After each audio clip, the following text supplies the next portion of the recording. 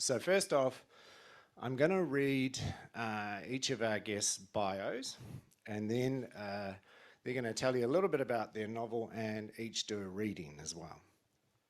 So, I might start with you, Fiona. Fiona Sussman grew up in a publisher's home in South Africa and fell in love with language and the written word at an early age. Witnessing the brutal apartheid regime at work informed much of her early writing. She studied English literature, then pursued a career in medicine, emigrating to New Zealand in 1989, and going on to work as a family doctor. She missed writing, so finally hung up her stethoscope, did a Master of Creative Writing, and began to write in earnest. Her books include Shifting Colours, The Last Time We Spoke, Address to Greta, and her latest book is The Doctor's Wife. Welcome, Fiona. Nikki Crutchley lives in the small Waikato town of Cambridge in New Zealand, and that's in the North Island, with her husband and 2 girls. The author of 5 crime fiction novels, Nothing Bad Happens Here, No One Can Hear You, The Murder Club, which is the second in her journalist Miller Hatcher series, To the Sea, and Nikki's most recent novel, In Her Blood, all of which have been nominated and shortlisted for awards. Welcome, Nikki. Jacqueline Bublitz is a writer, feminist, and arachnophobe who lives between Melbourne, Australia, and her hometown on the west coast of New Zealand's North Island. She wrote her debut novel, Before You Knew My Name, and was shortlisted for and won many awards. After spending the summer in New York, where she hung around morgues and the dark corners of city parks and the human psyche. Far too often. She is now working on her second novel, where she continues to explore the grand themes of love, loss, and connection. Welcome, Jacqueline. And last but certainly not least, Chris Stuart. An adventurer at heart, Chris has led a restless and uncertain but exciting life, mostly in the Middle East, Indonesia, and the Pacific. She trained as a nurse, then completed a postgrad degree in art history, followed by a master's in international and community development, and had different roles within the health sector as a humanitarian worker, a nurse, and a consultant, working with organisations such as Red Cross, Oxfam, the UN, and AusAid. She turned to writing after 2014, and her first novel, For Reasons of Their Own, won the 2021 Ngaio Marsh Award for Best First Novel. Her second novel, The Glasgow Smile, was published in May 2023. Welcome, Chris. So just a quick poll, because we're going to be talking about New Zealand crime fiction. Whose books are set in New Zealand? Whose books are set in Melbourne? And whose books are set in New York? Fantastic. All right, who would like to go first? What we'd like to hear is just a little bit about the book you have and just a quick flavour of a reading. And I'm looking at Fiona as I'm saying this. Okay. So, Fiona, let's start with you. I'll take the hit for the team. Thank you. Thank you, Rob, and kia ora koutou. It's a real treat to be here today. My 4th novel is my first dedicated crime novel. It's a domestic thriller set in a very regular middle-class suburb called Browns Bay in Auckland. And it sees a long-standing, supposedly tight friendship between 4 friends, 2 couples, shattered first by illness and then an unexplained violent death. And so it really begins more as a drama, and partway through the novel tips into a full-blown murder mystery. And the passage I'm going to read to you today, I just need to give you a little bit of context. It starts at the very beginning of the novel, and it's in Stan Andino's voice. Stan is one of the 4 friends, one of the couples. He is a potter, and he is returning home at the end of a day to find the house shrouded in darkness and devoid of dinner smells. And as he enters the house, he notices that the lounge door is closed when the lounge door is never normally closed. And his two young teenage boys pop their head out of their door and they say to him, "Mom's been behaving really strangely." Stan winced as he stepped into the lounge, a strong chemical smell searing his nostrils. He scanned the room, which at first glance was empty. Then Carmen jumped up from where she'd been kneeling in front of the couch. "What part of 'do not come in till I say so' don't you understand?" Stan's eyes narrowed. His wife was naked except for his black barbecuing apron. Every minute detail of the scene registered on his retinas like some all-seeing eye. The bucket of silvered foam, the industrial-sized bottle of bleach, cap askew, the carpet disfigured by large pale pockmarks, Carmen's pendulous breasts escaping from behind the black fabric, the kidney-shaped sponge she kept for cleaning the car in her rubber-gloved hand. A dead moth upended on the windowsill, the cat backed into a corner. "What's happened?" "Now you've gone and spoilt the surprise," Carmen said, pouting. Stan moved towards the window, forced it open. "Geez, how can you breathe in here?" The cat shot across the room and dived through the gap. "Oh, come on, it's not that bad." "Carmen, what on earth are you doing?" Stan's thoughts could find no anchor. Nothing about the scene made sense. He turned. The boys were standing at the door, their eyes wide. "Give us a minute, guys," Stan said, trying to steady his voice. As the twins backed obediently down the hall, he closed the door, then turned to his wife. "Carmen, what are you doing to the carpet, and why in God's name are you naked?" "Oh, it's not like you haven't seen all this before," she said with a snort. But what are you doing?" he asked again, searching the room for some clue. For a bizarre moment, he was looking for blood spatter, a chainsaw, a dismembered body. "It's such a dark, depressing brown. We keep talking about getting new carpets. Talking, always talking. You and I both know it's never going to happen. We can't afford to. So I'm taking matters into my own hands." "You're bleaching the entire living room carpet?" Stan said, trying to compute the scale of what his wife was undertaking. "No, I just thought I'd do one corner of the room," she said sarcastically. Then with a smile, "Of course I'll do the whole carpet." In that moment, as Carmen spoke in a calm, logical voice, Stan had never felt more alone or more frightened. But what possessed you to embark on such DIY madness at this time of night? You didn't think that perhaps we should discuss this first before you let loose with bleach in our lounge?" Anger surged through him. And you're doing it naked because what, you want to scare the kids?" "Oh, don't be such a prude," she said, flinging down the sponge, a spray of beach bubbles landing on his jeans. "I don't want to discolour my clothes," she said, as if it couldn't have been more obvious. "Anyway, it won't do the boys any harm to see how real work gets done. They're too used to sitting around on their asses all day." It was Carmen's last comment that gave Stan his first clue and helped him interpret the uninterpretable.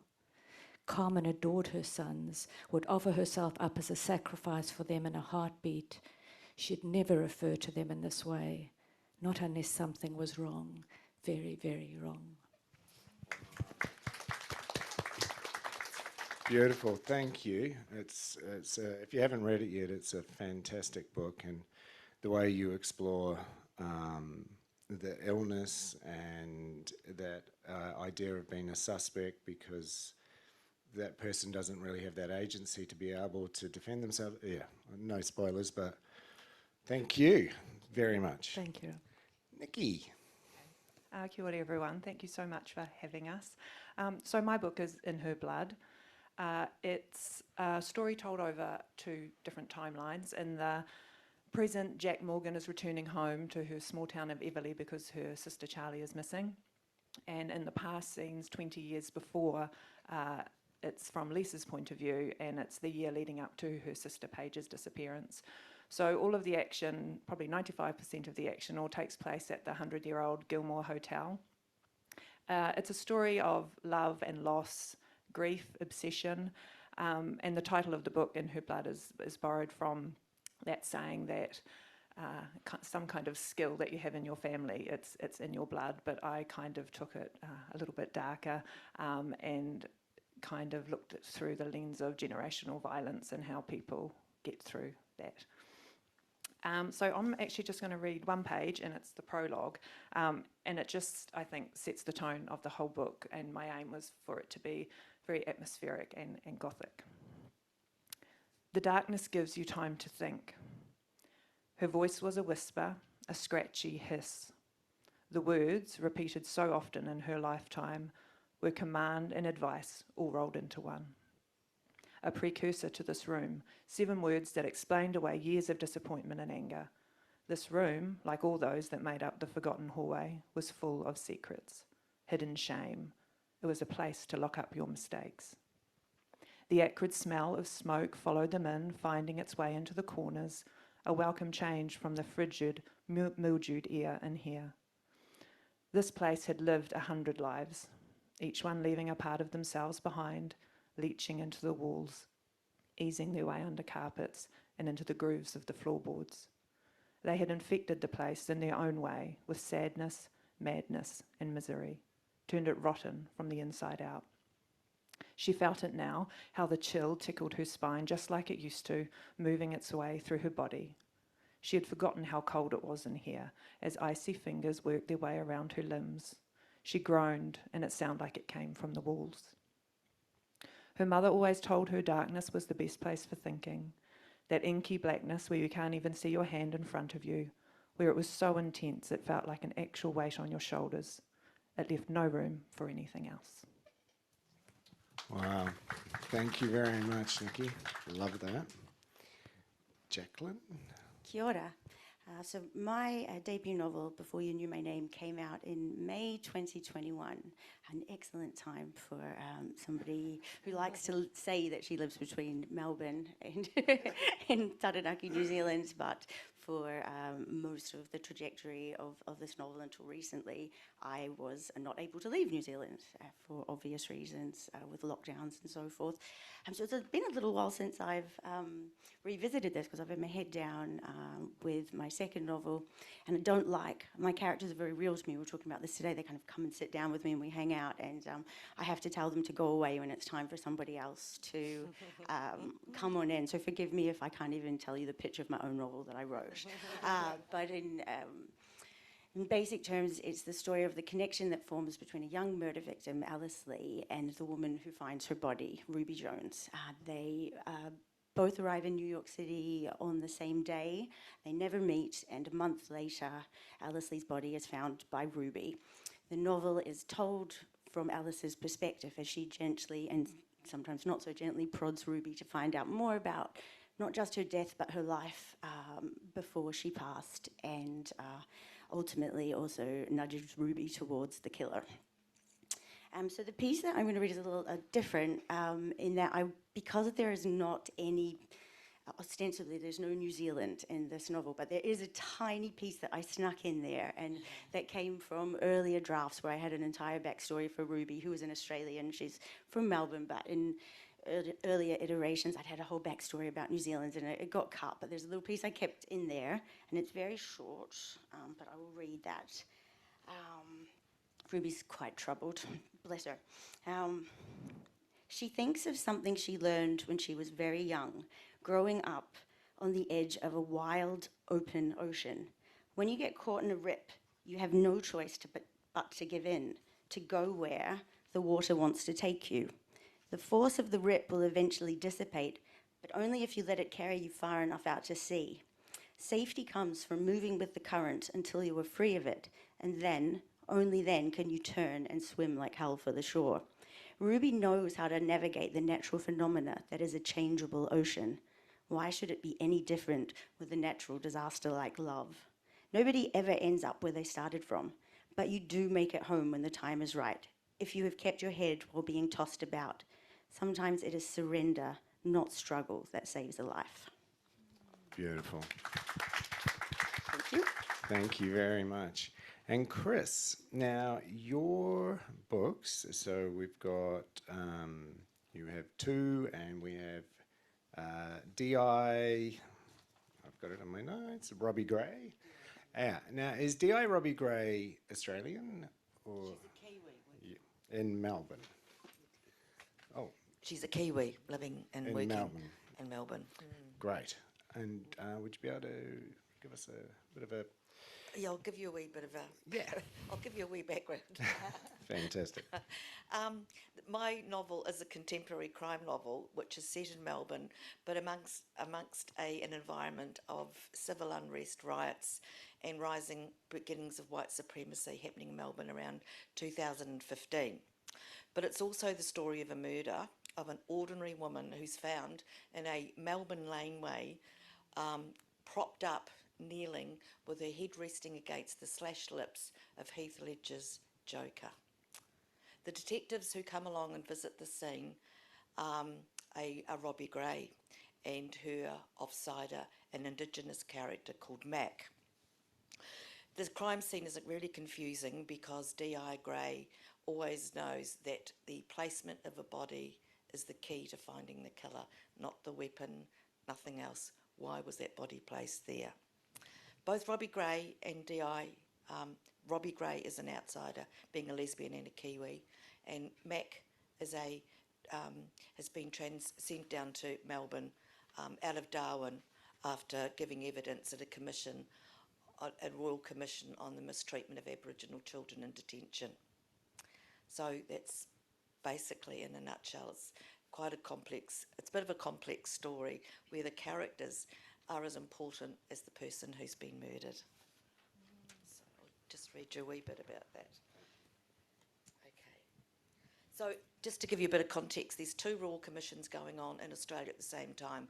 A Royal Commission going into the behaviour of ASIO during the terrorist attacks in Melbourne, and then a subsequent inquiry into the abuse of Aboriginal children in detention, which is something that is occurring and is still ongoing in Australia at the moment.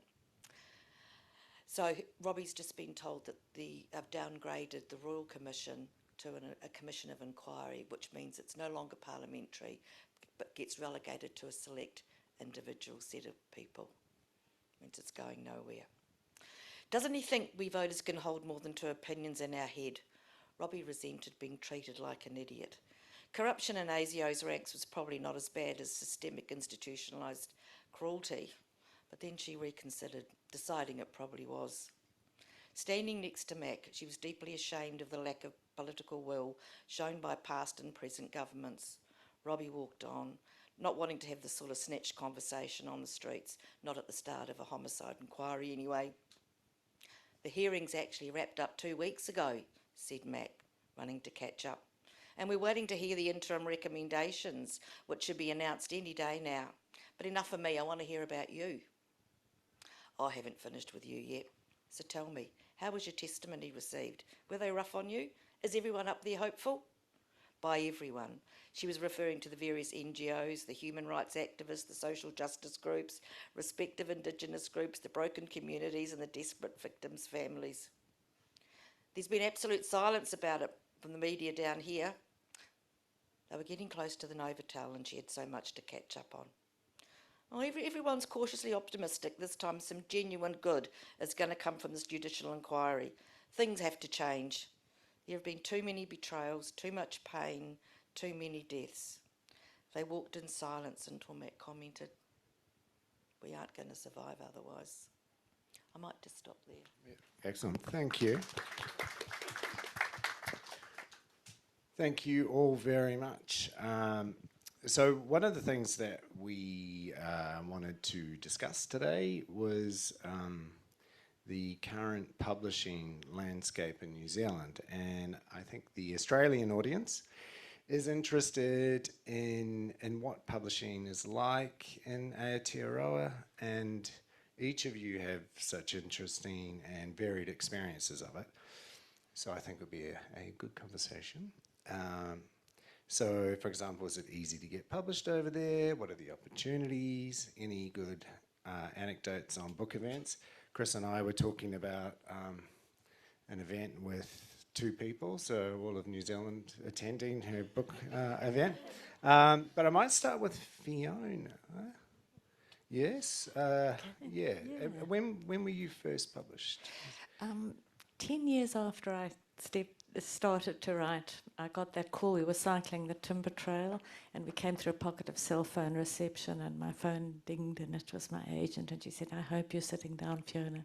We have a publisher in London who wants to publish. And my family had to drag me kicking and screaming from that place because I thought if I left the pocket of cell phone reception, it all wouldn't be true. But needless to say, it had been a long lead up to that. My very first novel was not a crime novel. It was called Shifting Colours and it was set in apartheid South Africa and the UK. And 20 years ago, I think the publishing industry was quite different in New Zealand, but you did need to have a book that was very much the story was embedded in New Zealand, so it eventually found an international home and then went to the States. So my first 2 books started internationally and then were distributed locally. And my last 2 books, I have a lovely New Zealand publisher, Bateman Books, and then, so they have been my primary publishers, and then the books are going overseas as a secondary effect. I think, Rob, all I would say is that I think it's by virtue of the fact that we are a small country, you're inevitably going to have that constraint with print runs and how easy it's very hard, I think, to make it a viable business. And what is amazing to watch over the past few years is the mushrooming of small independent presses that are actually just functioning on a shoestring, yet are selecting phenomenal books that are having great success locally, but also are heading far over, so I think it's exciting to watch the changes, and I have lots of respect for all the different avenues, because I think it's a hard business for everyone, really.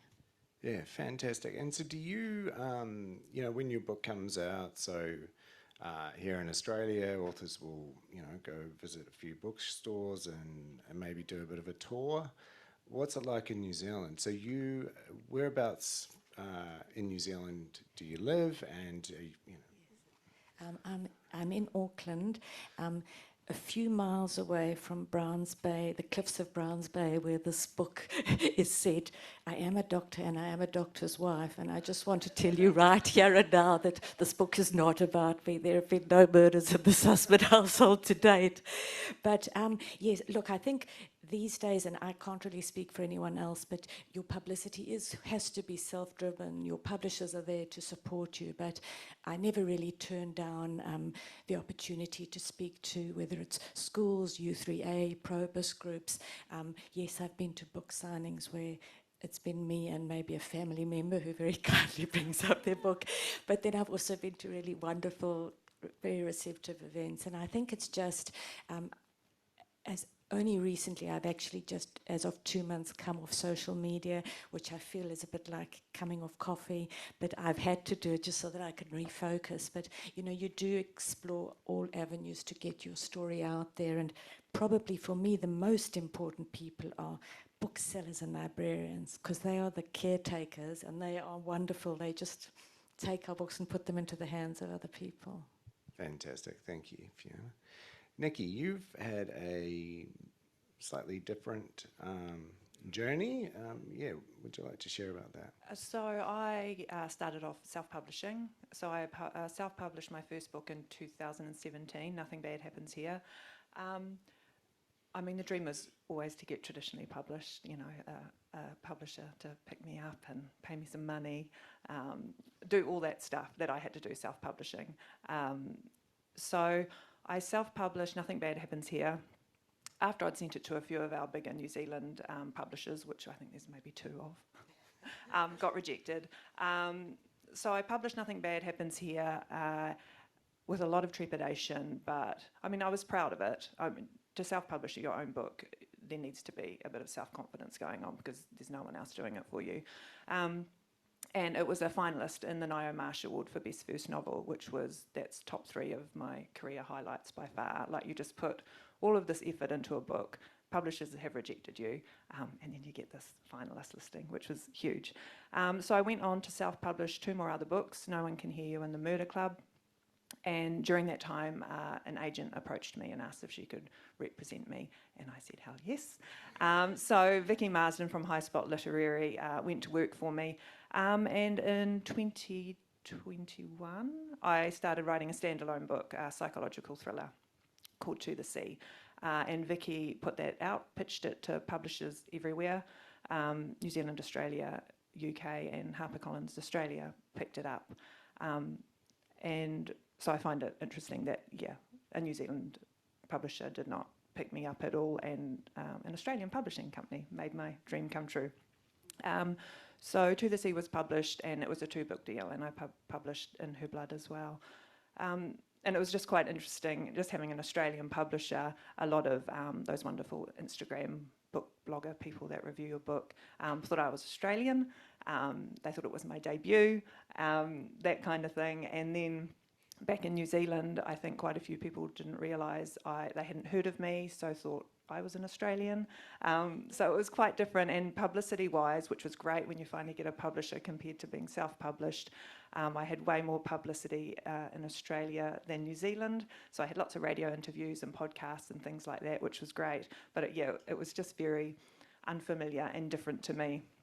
And I think with To the Sea, I had named my pine plantation settlement Iluka, and I'm aware that's an Aboriginal name for by the sea, and I didn't really think about, and I think Iluka is a place, people are nodding, and I kind of thought I could get away with it because it's really just the name of this pine plantation, but that obviously made me even more Australian without meaning to be. But in my head, Iluka is very much Coromandel coast of New Zealand, east coast, beach, very wild, pine trees and things like that. And I just want to slip in a little anecdote, a little something. It doesn't really have anything to do with this, but about 6 months ago there was a book reviewer reviewing Michael Bennett's Better the Blood, which is an amazing crime novel, police procedural, touches on very important themes of colonialism and things like that. And the book reviewer said, at the start of their review, said, I absolutely love crime writing, but this is my first New Zealand crime novel I've read. And they were a New Zealander. And I think there was like a collective groan from every crime writer in New Zealand. Like, first of all, the person admitted that in their review.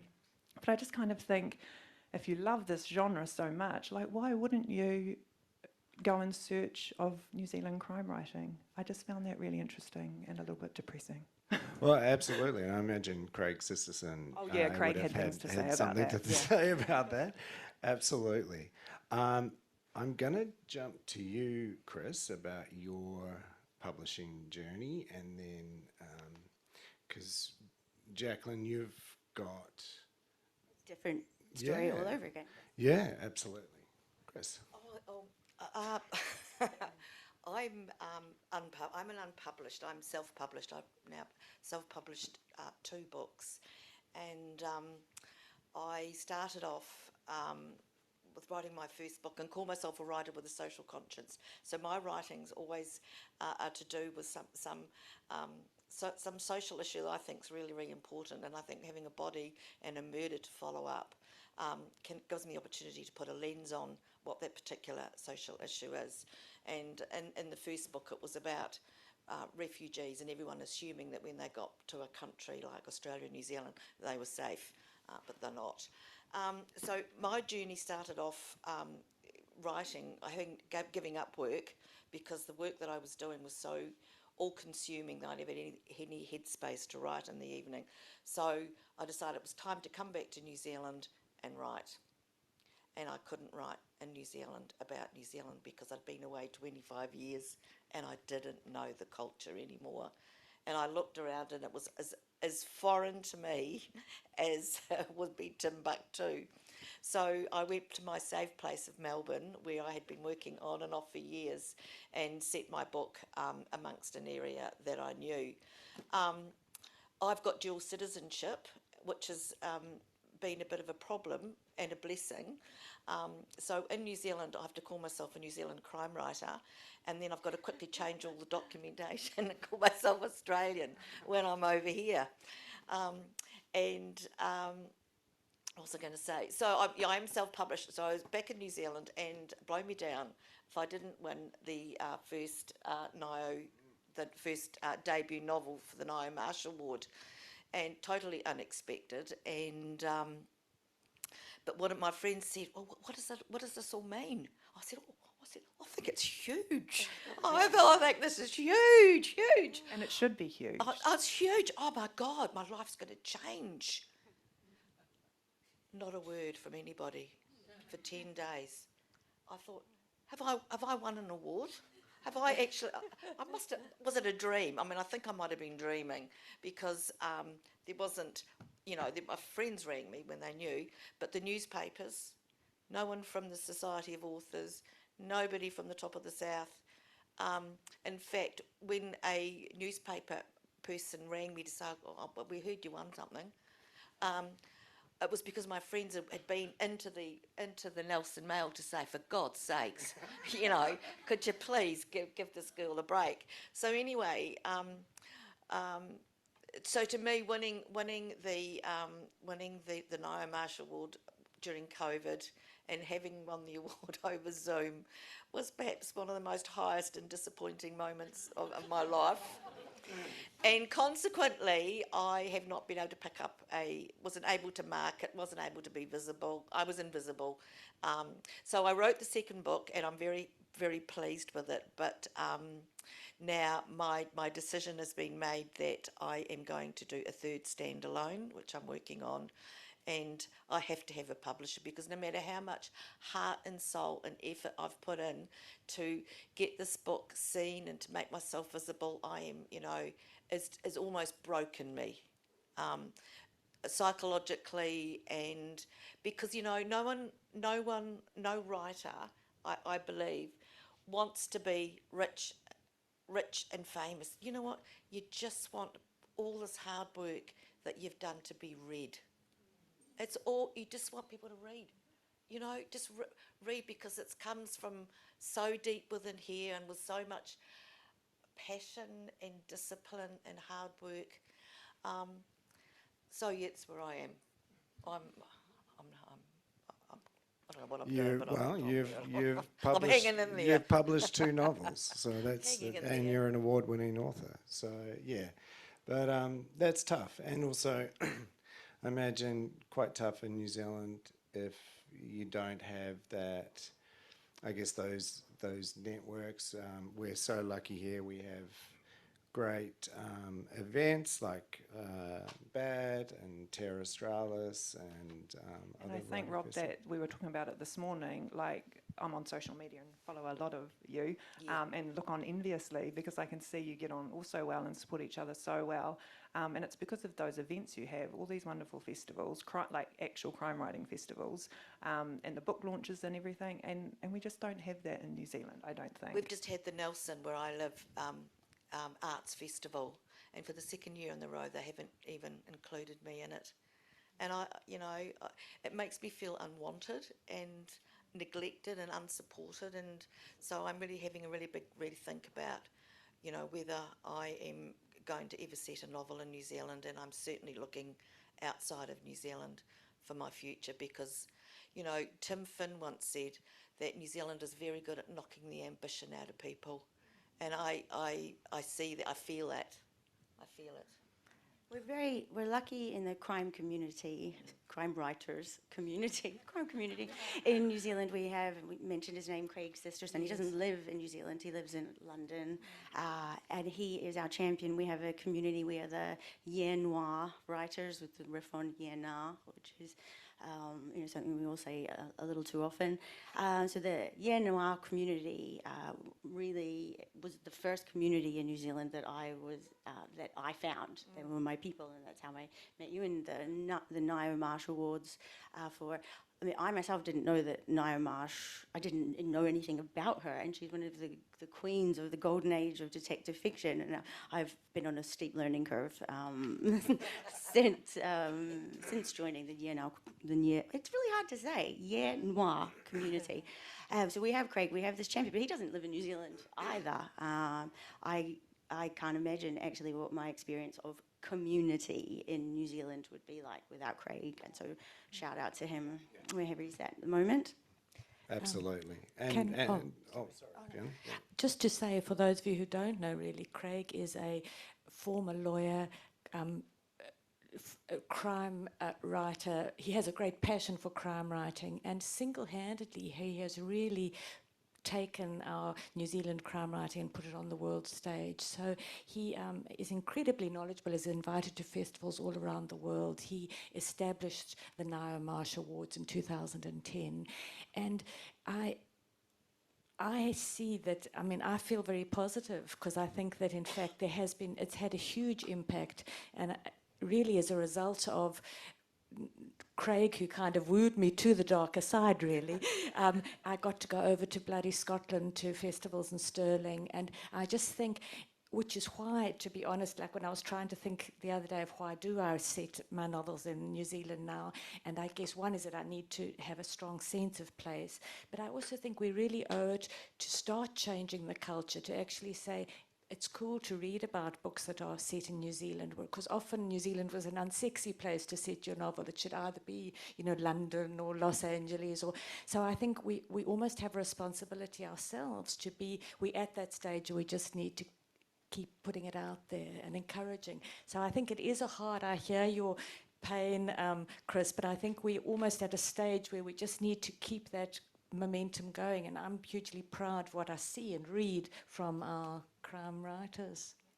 Absolutely, and I think with the Ngaio Marsh Awards, so Craig started that 11 years ago now, I think, and this year the number of entrants was quite remarkable. Yeah, I think there's 60, 70, 80 entries in the fiction category, which is huge for such a small country. Yeah, and many absolutely. of them selling really well, starting to, And a lot of self-published writers like Chris and myself. And there's a lot of awards or competitions in New Zealand that maybe either look down upon self-published writers or don't even let Or self-publish or commercial fiction and crime. So no, those awards were just everything. Absolutely. And Jacqueline, can you tell us about your publishing my journey? publishing journey. Well, I left New Zealand when I was 16 to do an exchange program in the States, and then I came to Melbourne after that. Not unusual, I think, in that generation of sort of waved by to your parents, $200 in your pocket, and off you go to Melbourne. I hadn't lived until 2019 when I moved back when my dad was sick. I hadn't lived in New Zealand since I was a teenager. It was I have two safe places, Melbourne, like Chris, and you know, my hometown in New Zealand, but it wasn't a place where I had much of a sense of community. All of my friends had moved away. It never occurred to me, to be honest, to try and find a New Zealand publisher. It isn't that I've dressed for the All Blacks, RIP. It isn't that I don't consider myself a Kiwi, but I mostly feel like a Kiwi when I don't live in New Zealand. And that's something I sort of, in the middle of the night, that's how I can sum up sort of my relationship to being a New Zealander. Is it's when I'm away that I know that I'm a New Zealander.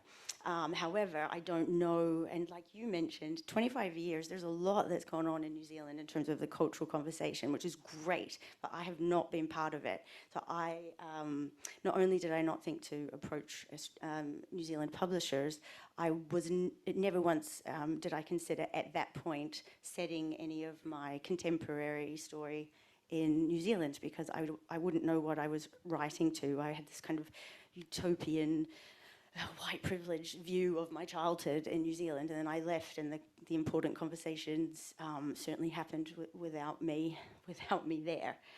So because I had an American connection and bounced back and forth to America at different times in my life, I had a good friend, R.W.R. She's a Palestinian-American writer. Her latest novel, Evil Eye, I think just came out yesterday. Please go and buy it, please, and support. She's a wonderful writer. She's also wonderfully ambitious. She is beautifully ambitious. And she taught me in the summer of 2015 while I was in the States. We met at a week-long Yale Summer Writers Conference. It was very much a vanity thing. I just wanted to go because Hillary had gone to Yale and Rory Gilmore. I met Etaf there, and she was working on her debut, which went on to become, a few years later, a New York Times bestseller, A Woman Is No Man. But I mentioned her because she taught me the American way. Promote yourself. So I hadn't heard of, I hadn't thought about query letters and pitch, and they have pitch parties, and especially in the heyday of Twitter, also RIP Twitter, there's a lot of self-promotion, or when you're trying to get an agent, not so much getting published, but because the agents are gatekeepers. You can't submit directly to most, and certainly not the big five, or however many are left of the big five publishers. And so through ETAF, I learned, the American way. And so I just mostly pitched to American agents, and then a couple from the UK. And I didn't even pitch into Australia. And part of the reason for that was I had learned, you only get, been told enough times and had a little bit of experience with, you only get one shot. So if you don't shoot and miss because it's too small, certainly in New Zealand it would be too small an environment to pitch too early. And so I really used America as my training ground. As it happens, I ended up finding an agent in the UK, and that was simply New Year's Eve 2019, after my dad had died. Bit of a grim New Year's Eve, and I Googled agents looking for unpublished writers, and there was a list of 12, and she was the friendliest. She had the nicest picture, and a little bit about she liked feminists. Really that simple. And I had been rejected something like 48 times, mostly by the American. I was making some wide swings of the people that I was pitching to as well. Cara, as my agent, things happened really quickly after that, thankfully, because we all know what happened in March 2020. So we went out in February 2020 on submission, and I was lucky enough to be connected with Jane at Allen and Unwin, who changed my life. And that happened. So I received my offer the night that New Zealand. Some of you, I will have talked about this. The night that New Zealand went into level 4 lockdown at midnight, I got a WhatsApp message from Agent Cara at 10:45 at night saying, "Can I call you?" Like, okay. And that was the offer that certainly helped make, before you knew my name, what it is today. And so then I sat there with my mum's dog and whoa. Yay, and then what happens next? And so much of my publishing journey and trajectory has been about the pandemic. I peaked in a pandemic, which is classic rock. So I honestly can't say, I was thinking, there's not too much I can say about, until I get to my second book, where the world is a little bit more open, how to compare New Zealand festivals and in community to Australia, and perhaps if I'm lucky enough to get over to the UK and to the States, because I had a very locked down experience while my book went and had all the fun around the world. And so I didn't, when we were at the Dimmicks window, and it's George Street, isn't it, here? I had to send my dear friend Michael to video that for me, because I couldn't get over here to see that. So I'm really excited about what happens next. But what I want is, publishing is not easy anywhere, in any shape or form. And the resilience, someone was talking about earlier, the resilience you need to have. Like, I have 48 rejections, 49th from an agent, and that's before, then you got to go through getting to publishers. What you can do in New Zealand is more easily, because it's not a particularly agented culture, is you can get your manuscript onto the, I don't know if they call it the slush pile anymore, if they come up with something nicer than that, the slush pile. And so, you do, and I do know Rose Carlisle is somebody that I know had a huge success, picked up off the slush pile. That said, she did know people. She did know people because it's New Zealand. She knew people who knew people. The other thing that they're doing in New Zealand now, in Allen and Unwin, New Zealand, so I'm published out of Sydney, but I get to spend time with the Allen and Unwin team there. They are running a prize, so a publishing contract, and that was won, because it's New Zealand, everyone knows each other, my landlord's niece. Well, I don't know, but she won. Josie, everything beautiful. This is, I'm going to butcher the title. Josie Shapiro is her name. everything is beautiful and everything hurts. And they've just announced a new winner of that prize. And then they've also, Hachette has, with the success of some commercial fiction in New Zealand, because it is quite a literary... Yeah, we won't go absolutely. too much into the literary snobbery that can happen, but Moa Press is a new imprint at Hachette. When they're... Well, I'm only learning this from my, people sort of telling me how it all used to be, because I wasn't part of that industry in any way, shape or form before, but they all went and now they've come back. They've brought someone in, a Kiwi back from London, and she's got a new imprint. So there's stuff going on, but it's a small, the ways that it's possibly easier in New Zealand are also going to be harder, because if you do only get that one shot, well, there's only 4 people that you can submit to. I think also the small country thing, there's definitely negatives and positives, but positives for me, it is that everyone knows everyone thing. And even when I self-published Nothing Bad Happens Here, I had a very small event at a bookshop, me, Tammy Robinson and Nikki Pellegrino, and Nikki Pellegrino writes beautiful Italian escapist, romantic, foodie novels, but she's also the books editor for New Zealand Women's Weekly, and she was amazing and lovely, and she said, oh, your next book, send me it and I'll review it. And I was like, okay. And I did, and she did, which was amazing. And I can't imagine that happening in bigger countries. And the same with Nothing Bad Happens Here.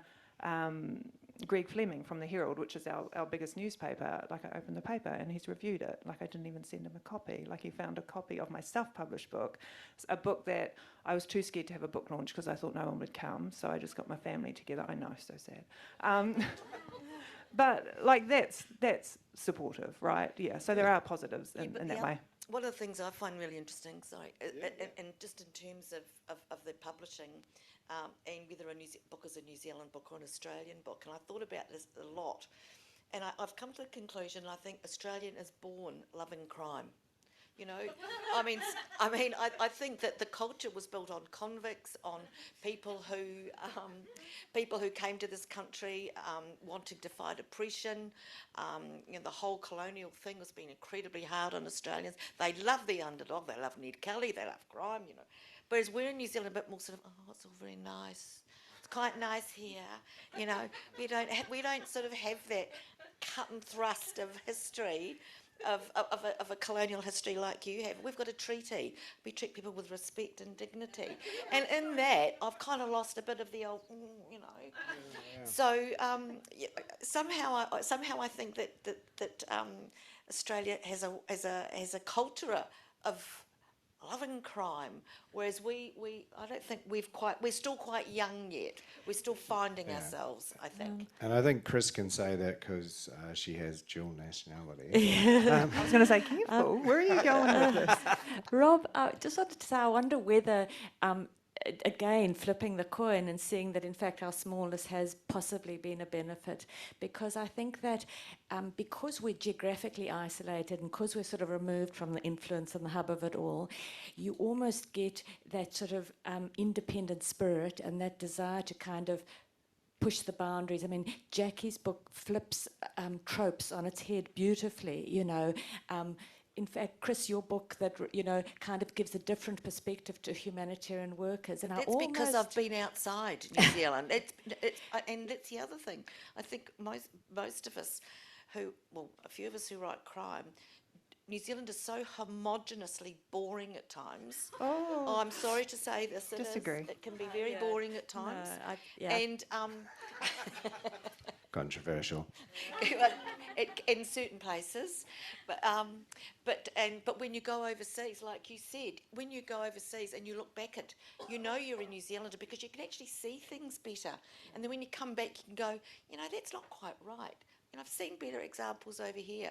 So I think that travelling unsettles people like me, because it's harder to settle back into New Zealand. So we're going to go to questions, but just leading into that, obviously you've got Tolkien, Lord of the Rings. So what makes a novel Kiwi crime fiction? Well, I guess, so initially you've got setting, so it has to be, Thank you.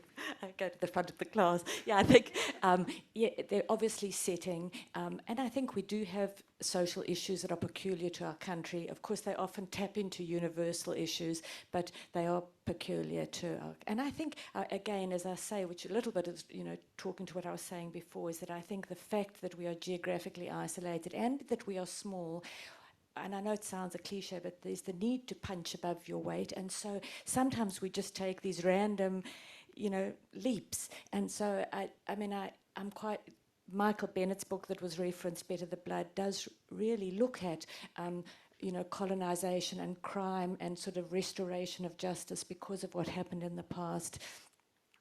Becky Manawatu's OA, Fiona Kidman's book, This Mortal Boy, set in 1955, about, I think, the second last lad to hang because of all the moral outrage at the time about youngsters. So I think we've actually got we've got great bones and great story. And so I think, yes, it is setting and history, but then I think, of course, you can hear by my voice, my accent, that despite having been in New Zealand 33 years, I am South African.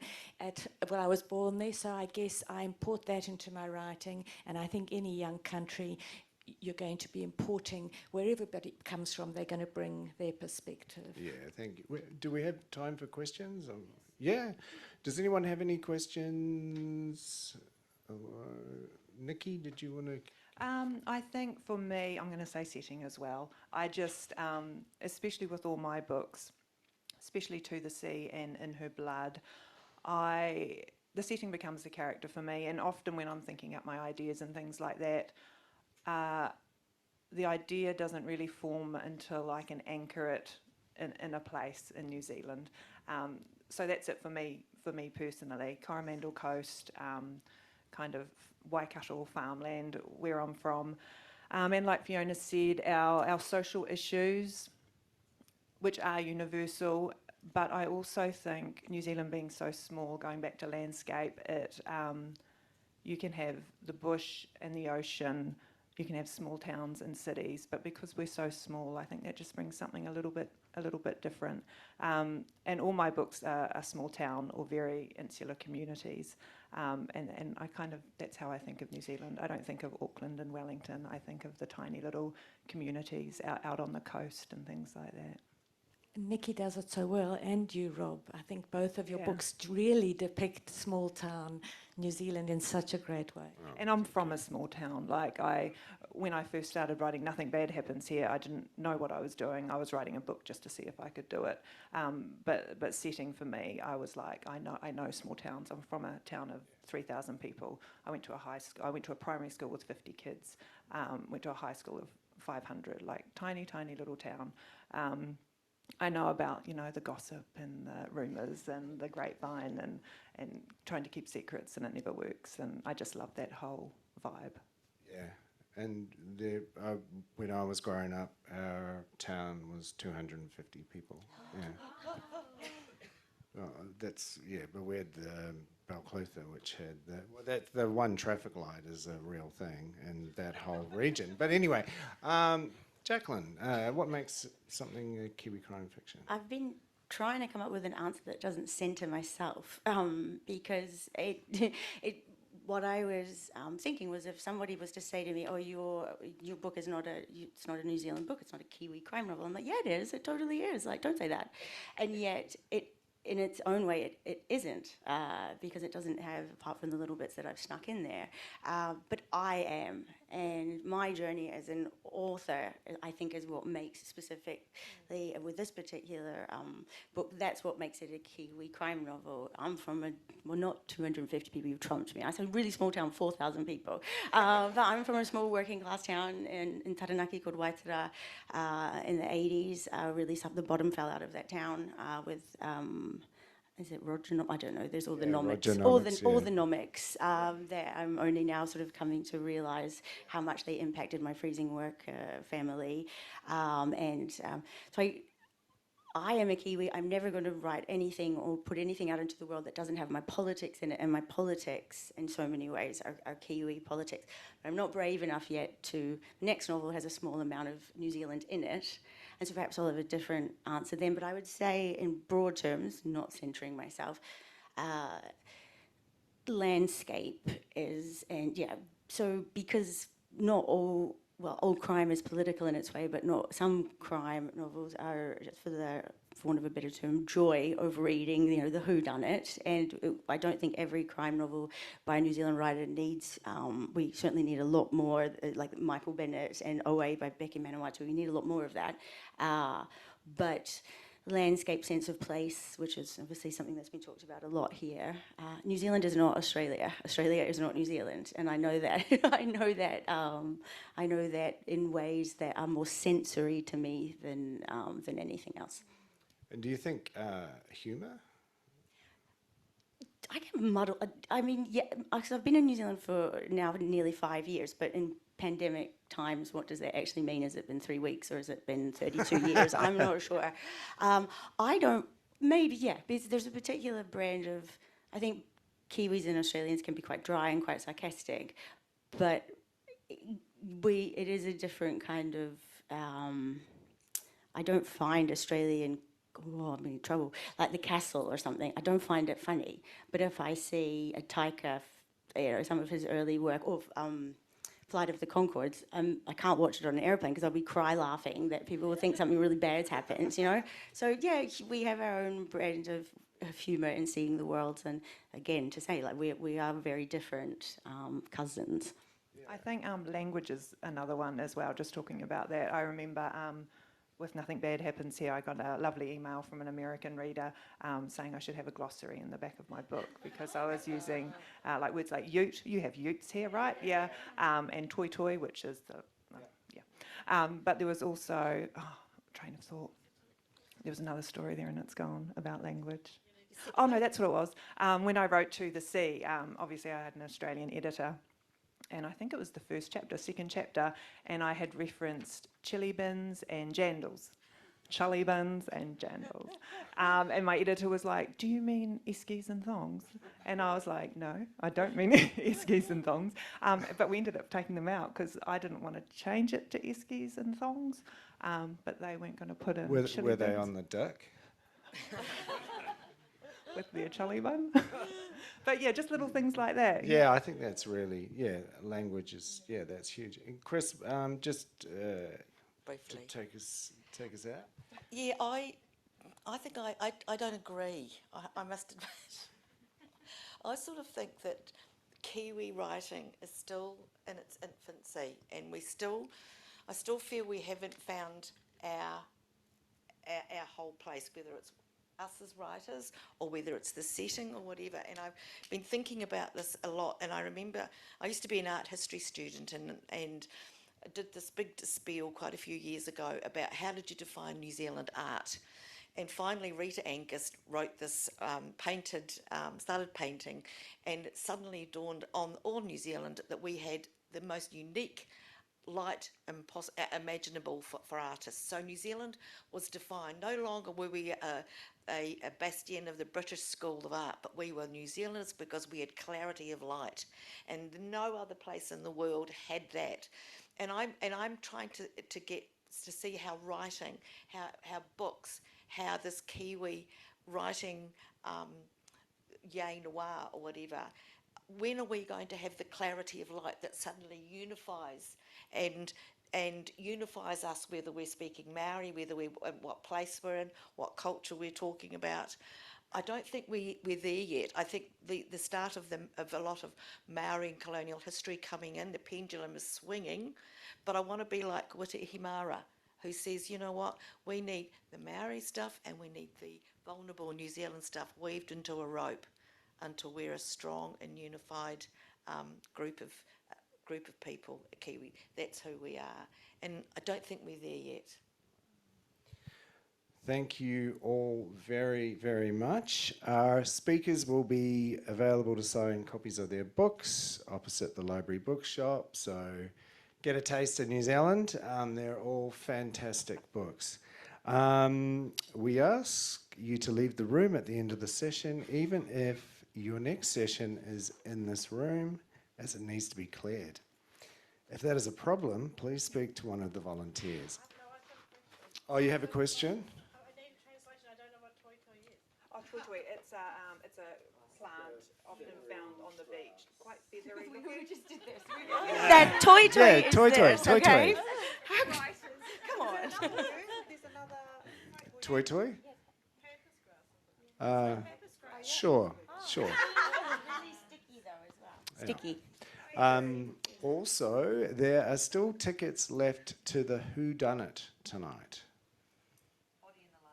Body in the library. Yes. So Be a body in the library, and you are going to be put in teams of detectives. There will be clues. You have to go through a dustbin. It's I think it's 5:30 to 7:30 or something like that. 5:30 to 7:30. Yeah, and so tickets just near where the book signing is. Yeah. Sorry, was there someone that had their hand up? No. Please join me in thanking our incredible guests. Chris Stewart, Jacqueline Bublitz, Nikki Crutchley and Fiona Sussman. Thank you so Rob. much. Thank you. Thank you. And thank you all.